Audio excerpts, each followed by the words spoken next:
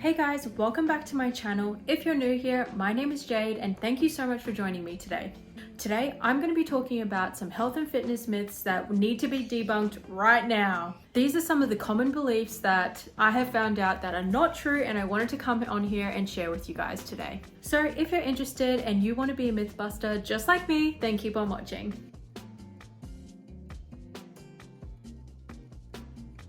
Let's get into the video. So basically, the reason why I am doing this today is I wanted to come on and sort of go back to basics and have these sit downs, one-on-one chat with you guys. Now, if you are new here and you haven't been following on my journey, there is a bunch of health and fitness videos that you can watch and binge all together. So basically, my story is that around about 6 or even over 6 months now, I actually started on a health and fitness journey. I got so inspired that I'm actually becoming a PT. But when I first started, I had a lot of struggles, and some of those struggles were just basically where to start and what to do.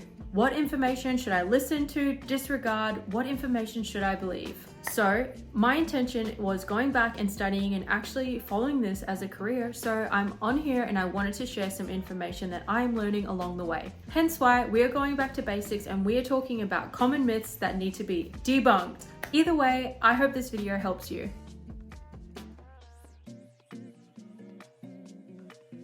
Myth number 1, this is such a common misconception, but lifting weights will make you appear less feminine or more bulky. This could not be further from the truth. And don't get me wrong, I kind of believed in this one before I even started on this health and fitness journey way back in the day. But that's why I really wanted to talk about it. So some women fear that building muscle through lifting weights will actually make them appear less feminine. However, we all know that muscle definition can actually help you shape your body. And I think that we see this a lot on TikTok shorts, YouTube videos, social media in general. We see a lot of women lifting weights, and usually it's targeting the glute area because we really want to sculpt and create that nice aesthetic curve. But I feel like this is such a great example to actually show that you can be really, really feminine and really curvy still when you are lifting weights. And when we do see this on social media, you can see that these are exercises, if you know the exercises well, that they all target different areas of the glute itself, which overall helps in building that nice round and plumped appearance. And just going along with that, weight and resistance training can really help you with building lean muscle. In turn, this actually helps boost your metabolism, which then helps you with fat loss. So overall, lifting weights doesn't necessarily mean that you are going to have a bulkier or a masculine appearance, but also this does not really matter. It depends on what your goal is and your personal preference, how you want to physically change and transform. And just remember, that is completely up to you. It is no one else's opinion that matters, just yours.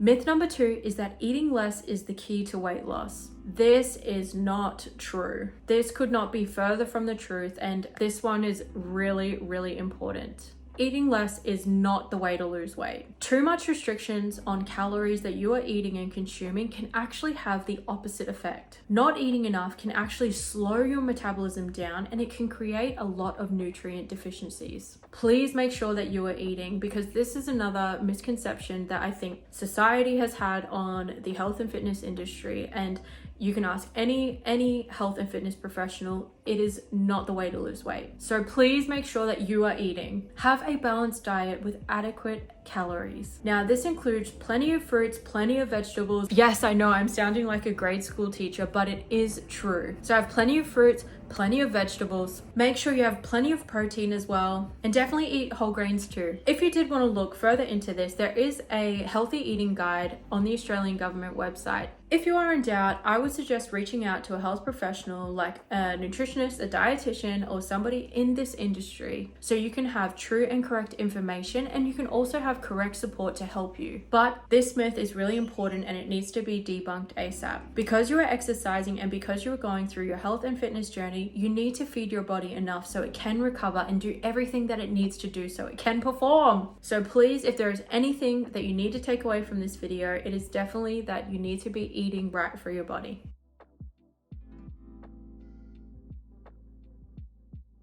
The next myth that we are talking about today is that women need to do women exercises and men need to do men exercises. This is ridiculous. Anybody can do any exercise. It doesn't matter your gender. Now, when I'm saying this, I think that there are preferences and there are different ways that we want to shape our bodies and to make them aesthetically pleasing, but there is no specific gendered exercise that you need to follow or you need to subscribe to. And basically what I'm going to be talking about is just women's exercises, which I think are preferences, such as what I was mentioning earlier. So when I'm talking about preference, I'm talking about the popular workouts that we see, like building your bum, sculpting your waist, defining your abs, and overall creating an hourglass figure where it does taper in at the waist and then it flares back out for your hips and your bum. But I really want to reiterate, this is not specifically women's workouts and men's workouts. I think that exercise is exercise. You need to do whatever makes you feel good and whatever exercises that keep you engaged, keep you interested, but there is no gender specific exercises. If you want to do running, cycling, lifting weights, weightlifting, if you want to do Pilates, yoga, any of that stuff, these are not women only, men only. Just remember to focus on your goals and what you specifically want for your body and your image and go with it. If people tell you women typically do Pilates and yoga, yes, that may be true, but also it is not a requirement to attend and to do these practices or classes. And if anything, I love seeing when couples go and exercise together and they do the entire routine together. I love seeing when men come into the Pilates or yoga classes, whatever you think is a woman's workout. I absolutely love it, just because I think that exercise is something that we are so lucky to be doing and it is not gender specific. So that myth is so ridiculous to me, but I understand where it comes from. So either way, just do whatever feels good for you, whatever sparks your interest and keeps you moving, because that is the main thing and that is what is important.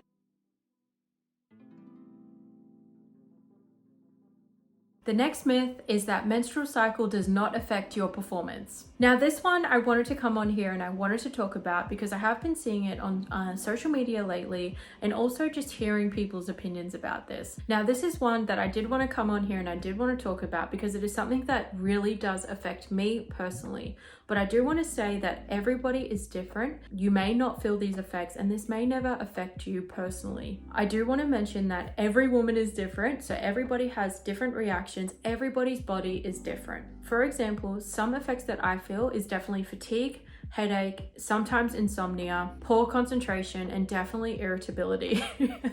And of course, appetite changes. I mean, hello. So I think it's important to keep in mind when you are along in your health and fitness journey is that sometimes you may not always perform at your best, even if you are during your menstrual cycle or not. Different symptoms and different times of the month can definitely affect your performance and how you are going in your health and fitness journey. Just make sure during this time that you are trying to be as kind and as patient to yourself as possible. Hormone levels play a role within our bodies, like metabolism and the volume of your plasma, and of course how we deal with heat stress as well. For example, thermoregulation. And I think it's just important to note as well, if you are taking any oral contraceptives, this definitely plays a part in your hormone levels as well. But overall, I definitely have experienced my menstrual cycle does affect my performance, and I kind of try and keep an eye on what week in the month is it, and I can plan my workouts accordingly.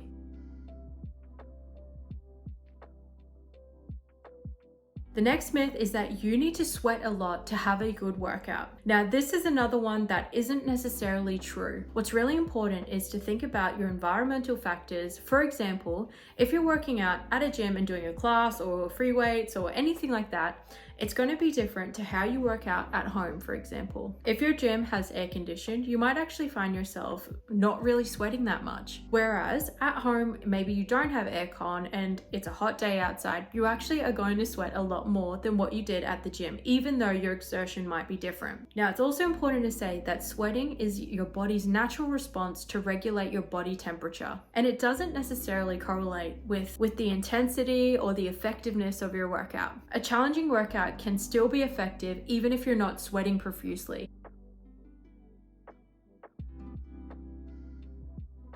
The next myth is that you need to spend hours in the gyms to finally see results. This is not true. You do not need to spend hours in the gym to finally see those results. In fact, it's probably a waste of time if you are spending hours and hours and hours in the gym. That isn't really helping. Quality trumps quantity any day, and especially when it comes to workouts. Short and intense workouts with proper form, of course, can definitely be more effective than spending hours in the gym. If you are going to the gym and you are finding that you are spending hours and hours in the gym, then I would suggest sitting down and re-looking at your schedule and seeing what is taking you the most time. Is it the workout? Is it operating the machinery and learning how to use it? Either way, there are definitely strategies to mitigate this. If you're not sure how to use the gym equipment, then definitely go up to the gym staff and ask them simply just how to use it, tips that you should be following, and making sure that you are aware of the safety mechanisms in the weight machines as well. If you're going into the gym without a plan, then this could definitely lead to you spending hours in the gym.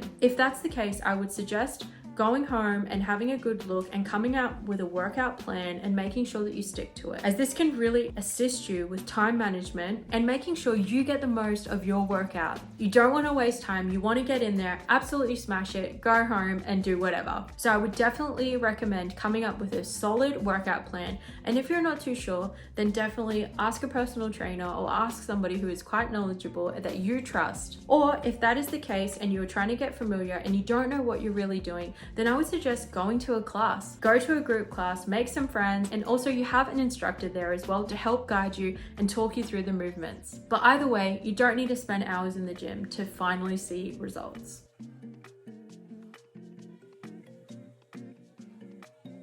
Our last and final myth is that if I do enough crunches, I will get abs. Now, don't get me wrong, crunches can definitely help you with strengthening the abdominal muscles, but it doesn't necessarily mean that you are going to get abs. A combination of core exercises, nutrition, resistance training, cardiovascular training, these are the elements that will reduce your body fat and reveal abdominal definition. So it's not necessarily true. But one thing that I'm really interested in at the moment is definitely focusing on core exercises, not necessarily ab exercises. I like to think of the core as using your stabilizing muscles so you can use them effectively with other compound movements. Because you use your core so much, I think it's very important, especially for posture, and posture is something that I want to improve. But yes, doing crunches doesn't necessarily mean that you are going to get abs. There is a whole realm of things that need to come together for you to be able to achieve visible abs. Alright guys, I think that's it for today's video.